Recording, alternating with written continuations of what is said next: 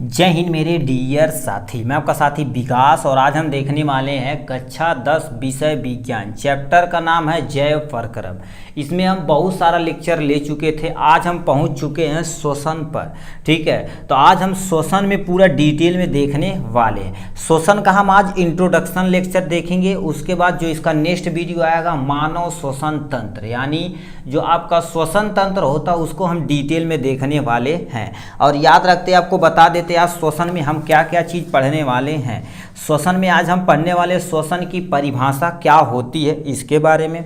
श्वसन के कितने प्रकार के होते हैं, दो तरह के, वायवीय श्वसन और अवायवीय श्वसन होते हैं, जिसे हम क्या बोलते हैं आक्सीय श्वसन या अनाक्सीय श्वसन के नाम से भी जाना जाता है। उसके बाद श्वसन की तुम्हारे पास क्रिया विधि, मतलब श्वसन को हम कैसे क्रिया विधि के किसके थ्रू आप लेते हैं, मतलब एक बाह्य श्वसन एक अंतः श्वसन होता है। इन सबको हम डिटेल में देखने वाले हैं। मतलब इस लेक्चर में हमें देखा जाए तो इतनी चीज़ें हम क्या करेंगे आज क्लियर करेंगे एकदम अच्छे तरीके से। ठीक, तो चलिए वीडियो तो अंत तक बने रहिए, तो आपका बहुत ही बेनिफिशियल ये लेक्चर होने वाला है। तो सबसे पहले श्वसन की परिभाषा समझते हैं। ठीक है, ये 2-3 पॉइंट परिभाषा के बारे में दे रखा और यहाँ एक उदाहरण के बारे में आपको हम बताएंगे। ठीक है, तो लिखा क्या हो गया, सभी जीवों के कोशिका स्तर पर ऑक्सीजन की उपस्थिति में भोजन के जैविक ऑक्सीकरण की क्रिया को श्वसन कहते हैं। कहने का मतलब क्या कह रखा है, कोई भी जीव है, यदि कोई जीवित प्राणी है तो वो क्या कर देगा, सांस लेगा। वो तो अलग बात है, हर एक जीव क्या कर देते हैं अपने अलग अलग सांस लेते हैं। जैसे मछलियाँ हो गई किसी और तरह से लेती हैं। ठीक है, तो उसके बारे में हम यहाँ से क्या करेंगे देखने वाले हैं। ठीक है, तो यही चीज़ कह रखा है, जितने भी जीवित जीव हैं कोशिका स्तर पर ऑक्सीजन की उपस्थिति, सॉरी ब्रदर ये की हो रहा है। ठीक, तो ये कह रखा कोई भी जीवित प्राणी है उसको कोशिका स्तर पर ऑक्सीजन की उपस्थिति में भोजन के जैविक ऑक्सीकरण के क्रिया को श्वसन कहते हैं। कहने का मतलब क्या कह रखा है, इसे ध्यान से दोबारा सुनिए। ये कहना क्या चाह रहा है इसका मतलब समझिए। कह दिया कोई भी आप भोज्य पदार्थ खाए हैं, C6H12O6, मतलब ये आपका क्या हो गया भोज्य पदार्थ है।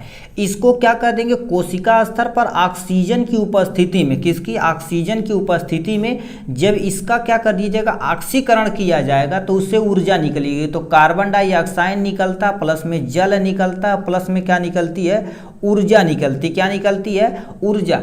इसी पूरे प्रोसेस को हम क्या बोलते हैं भैया, श्वसन बोलते हैं। क्या बोलते हैं, श्वसन बोलते हैं। अब यही लिखा क्या, ये आपका क्या होगा, किसी भी जीव के अंदर भोज्य पदार्थों का ऑक्सीजन की उपस्थिति में ऑक्सीकरण कहला, यानी ऑक्सीकरण करना, उससे ऊर्जा निर्मुक्त कहला, यानी करना ही क्या कहलाता है आपका श्वसन कहलाता है। आप तो समझ गए होंगे श्वसन की परिभाषा। आप लिखिए परिभाषा समझिए क्या, सभी जीवों में कोशिका स्तर पर, अब ये देखा जाए तो जो ग्लूकोज ब्रेक डाउन होता कोशिका स्तर पर होता है। ठीक है, कोशिका के अंदर का हमारा साइटोप्लाज्म जिसे हम कोशिका द्रव्य कहते हैं, और एक सुने होंगे माइटोकॉन्ड्रिया, उस लेवल पर जाके क्या कहते हैं ऑक्सीजन की उपस्थिति में भोजन के जैविक ऑक्सीकरण। ये किसी जीव के शरीर के अंदर हो रहा है, इसलिए इसे क्या बोलते हैं, जैविक ऑक्सीकरण बोलते हैं। कि क्रिया को हम क्या बोलते हैं, श्वसन कहते हैं। तो यही चीज क्या होगा, परिभाषा के रूप में लिखा गया है।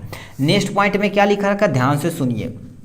नेक्स्ट पॉइंट में लिखा है, श्वसन में ग्लूकोज में संचित ऊर्जा एटीपी में स्थानांतरित होती। जब हम श्वसन लेते हैं ना तो ग्लूकोज में जो भी संचित ऊर्जा होती किसके रूप में, एटीपी के रूप में। अब एटीपी का फुल नेम नहीं आपको पता तो यहाँ पर हम लिख देते हैं एडिनो। ठीक है, एडिनोसिन। ठीक है, एडिनोसिन, टी से तुम्हारे पास क्या हो जाएगा ट्राई, पी से तुम्हारे पास क्या हो जाएगा एडिनोसिन ट्राईफॉस्फेट होता है। इसका तुम्हारे पास क्या हो जाएगा एटीपी का, ये आपका फुल नेम हो जाने वाला है। ठीक है, तो यही चीज वो बोल रहा है यहाँ से। ठीक है, तो वही चीज का रखा, ग्लूकोज में जो संचित ऊर्जा एटीपी के रूप में होती है वो क्या हो जाती है, स्थानांतरित हो जाती है। एक्चुअल में होता क्या है इसे ध्यान से सुनिए। सबसे पहले बताओ क्या कर दिए हम, क्या कर दिए C6 ले लिए, H12 ले लिए, O6 ले लिए। इसे क्या बोला जाता है मेरे भाई, ग्लूकोज बोला जाता है। क्या बोला जाता है हमारे पास, ग्लूकोज बोला जाता है। ग्लूकोज को किसके उपस्थिति में, ऑक्सीजन की उपस्थिति में, इसे क्या बोला जाता है, ऑक्सीजन की उपस्थिति में। ठीक है, ऑक्सीजन की उपस्थिति में इसे जब क्या कर दिया जाता है, तोड़ा जाता है। ऑक्सीकरण की उपस्थिति में क्या कर दिया, तोड़ा जाता है। तो सुने होंगे कार्बन डाइऑक्साइड निकलता है, प्लस में तुम्हारे पास जल निकलता है, प्लस में क्या निकलती है, ऊर्जा निकलती है। जो ऊर्जा निकलती है किसके रूप में निकलती है, एटीपी के रूप में निकलती है। किसके रूप में, एटीपी के रूप में। और याद रखना, एक ग्लूकोज का यदि ऑक्सीजन की उपस्थिति में ब्रेक डाउन किया जाता, मतलब तोड़ा जाता, तो हमारे पास टोटल कितना एटीपी, 38 एटीपी निकलती। कितना, 38 एटीपी निकलती है। अब ये 38 एटीपी निकलती कैसे, इसे ध्यान से सुनिए।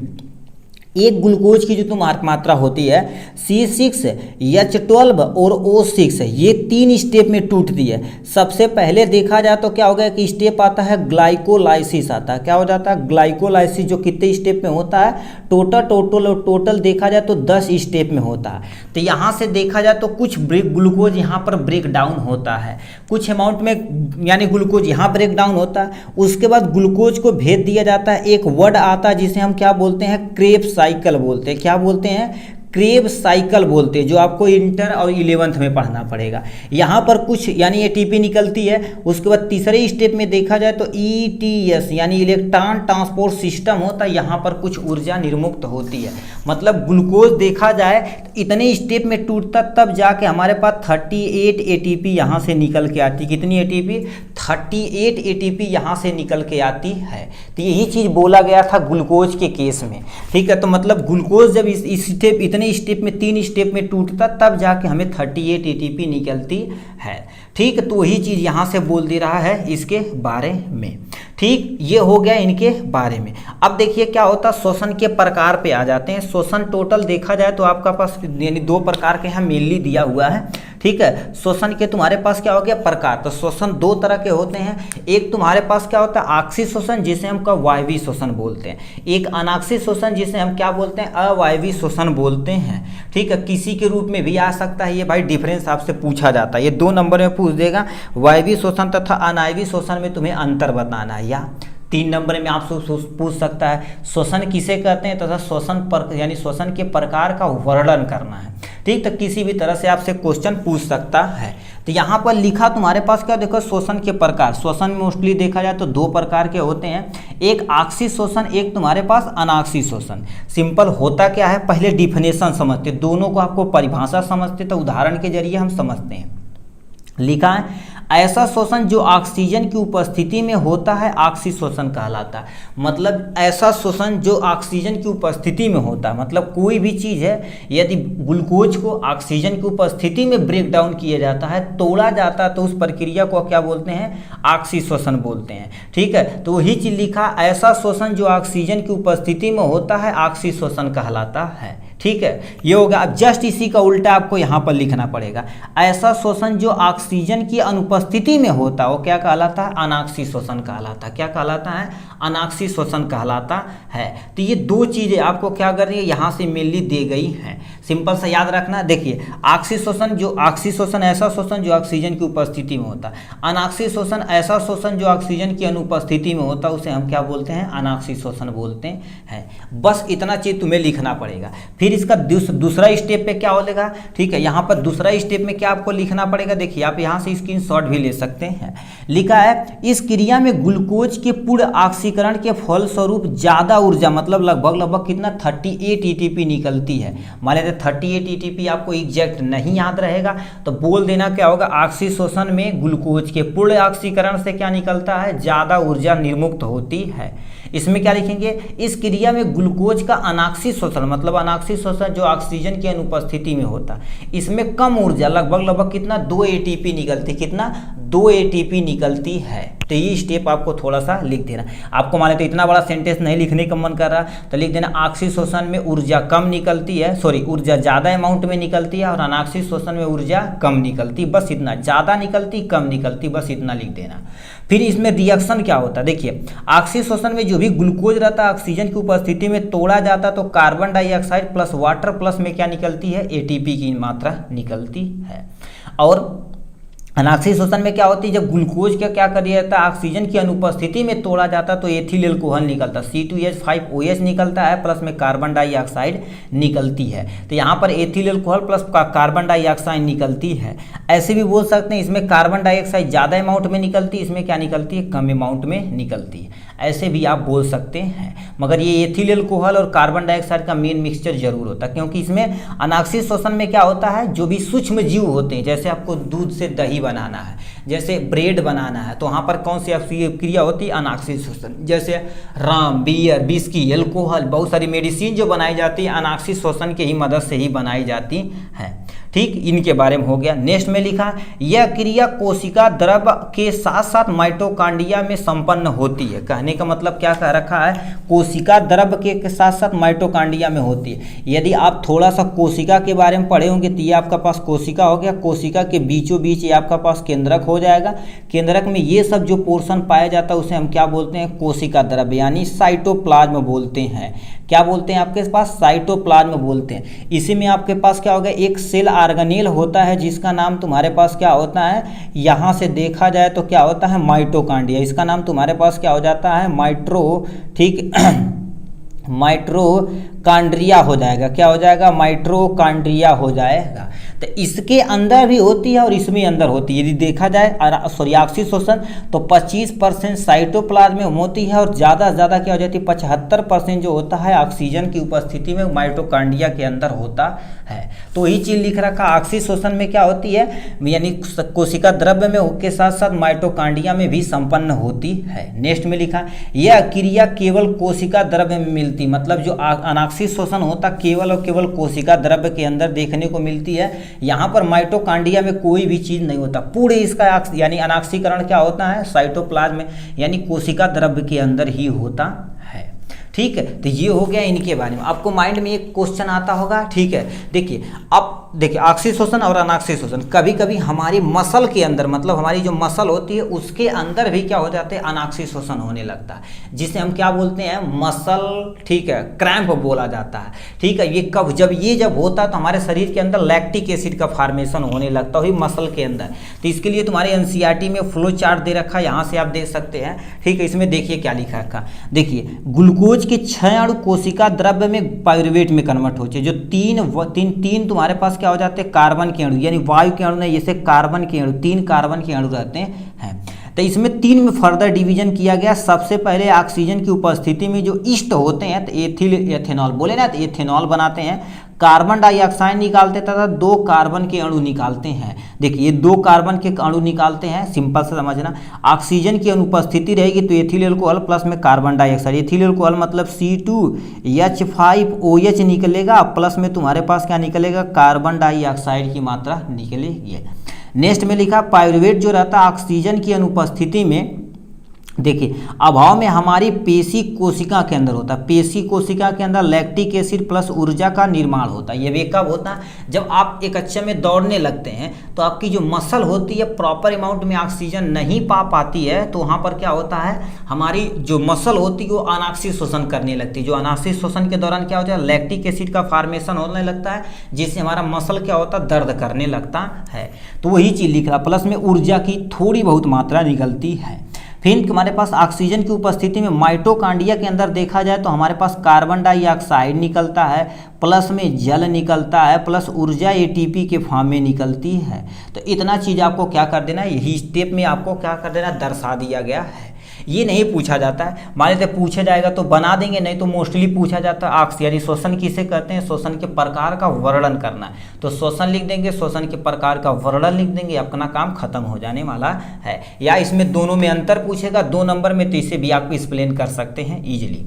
ठीक है, तो ये हो गया इनके बारे में। अब हम आते हैं नेक्स्ट पोर्शन पे, श्वसन की क्रिया विधि। श्वसन कितनी क्रिया विधि से होती है इसके बारे में आपको थोड़ा सा बता देना है। तो श्वसन देखा जाए तो आपको क्या होगा, दो तरह की होती है। तो श्वसन की क्रिया विधि समझते हैं क्या, मैकेनिज्म ऑफ रिस्पायरेशन, मतलब आप श्वसन कैसे लेते हैं। देखिए सिंपल सा हम जानते हैं क्या श्वसन किसे कहते हैं, मतलब ऑक्सीजन को अंदर लेना, कार्बन डाइऑक्साइड के शरीर से बाहर निकाल देना श्वसन कहलाता, बस इतना। बट एक्चुअल में वो तुम्हारे पास श्वसन नहीं है, ठीक है। तो इसमें लिखा है श्वसन में भोजन का ऑक्सीकरण होता है, एकदम से 150% सही है, क्योंकि जो भोजन का ऑक्सीकरण होगा तभी हमें ऊर्जा निकलेगी।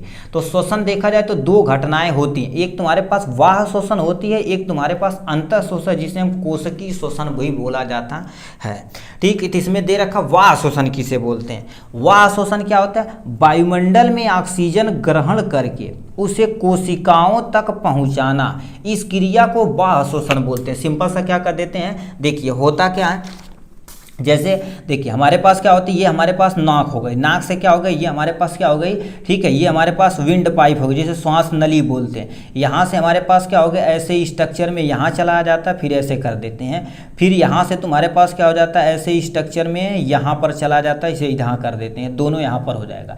तो यहाँ पास क्या लंग्स हो गया, मतलब यहाँ से ऑक्सीजन को जाना और हमारे शरीर से क्या हो जाता है, यहाँ से देखो वही लिखा, देखो ऑक्सीजन को ग्रहण करके कोशिका तक जो पहुँचाया जाता तो उसे हम क्या बोलते हैं, वाह श्वसन बोलते हैं। क्या बोलते हैं, वाह श्वसन बोलते हैं, बस केवल पहुंचाने का काम करता है, वाह श्वसन बोलते हैं, ठीक। अब ये बताओ ऑक्सीजन यहाँ पर आएगा तो एक सुने होंगे कूपिका यानी अलबुलाई, अभी आगे पढ़े होंगे, नहीं सुने होंगे तो कोई टेंशन नहीं। ये क्या करेगी, हमारे यहाँ नस जाती है, नस में कोशिका होती, कोशिका के अंदर जब कोई प्रक्रिया होती तो उसे हम क्या बोलते हैं, अंतः श्वसन बोलते हैं। क्या बोलते हैं, अंतः श्वसन। अब ये कोशिका के अंदर हो रहा है इसलिए इसे क्या बोलते हैं, कोशिकीय श्वसन भी बोला जाता है। तो यही चीज लिखा क्या हो गया, देखिए वायुमंडल से ऑक्सीजन ग्रहण करके कोशिका तक पहुंचाना ही केवल क्या कहलाता है, वाह श्वसन कहलाता है। यह क्रिया कोशिका के बाहर होती है, यह जो क्रिया होती है कोशिका के अंदर नहीं होती, केवल और केवल कोशिका के बाहर होगी, ठीक। अब अंतः श्वसन क्या होता है, इसे भी ध्यान से सुनिए। अंतः श्वसन क्या होता है, अंतः या आंतरिक या कोशिकीय श्वसन के नाम से भी जाना जा सकता है। देखो कोशिका के अंदर ग्लूकोज के ऑक्सीकरण से जो ऊर्जा मुक्त होना और कार्बन डाइऑक्साइड बनना, इस क्रिया को आंतरिक श्वसन बोलते हैं। मतलब कोई भी ऑक्सीजन गया कोशिका के अंदर चला गया और कोशिका द्रव्य और माइटोकॉन्ड्रिया में वहां पर क्रिया करके वो ऊर्जा को जब मुक्त कराता है तो उस प्रक्रिया को हम क्या बोलते हैं, कोशिकीय श्वसन या अंतः श्वसन या आंतरिक श्वसन के नाम से भी जाना जाता है।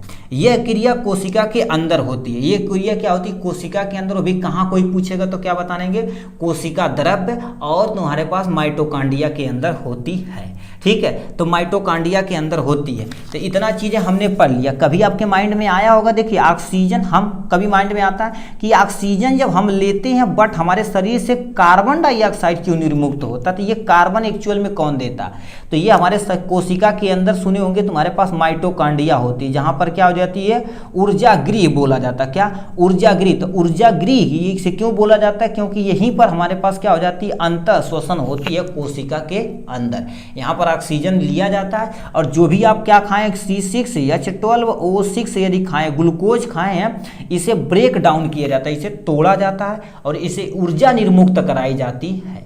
ऊर्जा निर्मुक्त कराई जाती है तो ये हमारे सब प्रक्रिया किसके अंदर होती है, इसके अंदर होती है। किसके अंदर, माइटोकॉन्ड्रिया के अंदर होती है और यहीं से ऊर्जा मुक्त होती है, इसलिए इसे क्या बोला जाता है, कोशिका का power house of the cell बोला जाता है, जो आप 9th में भी थोड़ा सा कोशिका के अंदर थोड़ा सा पढ़े होंगे, ठीक है। तो ये हो गया इनके बारे में, ठीक है। तो यही चीज़ यहाँ से लिख रखे हैं, कोशिका के अंदर तथा कोशिका के बाहर होती है। एक नेक्स्ट पॉइंट में लिख रखा श्वासोच्छ्वास। इसे लास्ट में आप यदि श्वसन खत्म हो जाएगा ना तो श्वसन और श्वासोच्छ्वास में आप क्या करेंगे, अंतर भी थोड़ा सा पढ़ेंगे, ठीक है। तो केवल आप परिभाषा इसके बारे में थोड़ा सा याद रख लिए, श्वासोच्छ्वास एक्चुअल में होता क्या है, जिसे ब्रीथिंग भी बोलते हैं, ठीक है। तो ये लिखा, वायुमंडल की शुद्ध वायु को फेफड़े में पहुंचाना तथा अशुद्ध वायु यानी कार्बन डाइऑक्साइड को फेफड़े से बाहर निकालने की क्रिया को हम श्वासोच्छ्वास बोलते हैं। क्या बोलते हैं, श्वासोच्छ्वास बोला जाता है। मतलब जिसे इंग्लिश में देखा जाए तो ब्रीथिंग बोला जाता है। सिंपल सा क्या होता, देखिए मतलब यहाँ से ऑक्सीजन को लेना और हमारे शरीर से क्या हो जाता है, ठीक है, शरीर से कार्बन डाइऑक्साइड निकालने की जो प्रक्रिया होती है उसी को हम क्या बोलते हैं, एक्चुअल में ब्रीथिंग बोली जाती है। एक्चुअल में क्या हो जाती है, इसी को हम ब्रीथिंग बोलते हैं। बस इतना चीज़ें आपका हो गया। अब ये सर कहेंगे डिटेल में क्यों नहीं पढ़ा रहे हैं, अभी ये लास्ट में आप समझ जाएंगे, क्योंकि अभी हम बोलेंगे कोशिका के स्तर पर जाएगी, एल्वुलाई, ये सब तो आप समझ ही नहीं पाएंगे।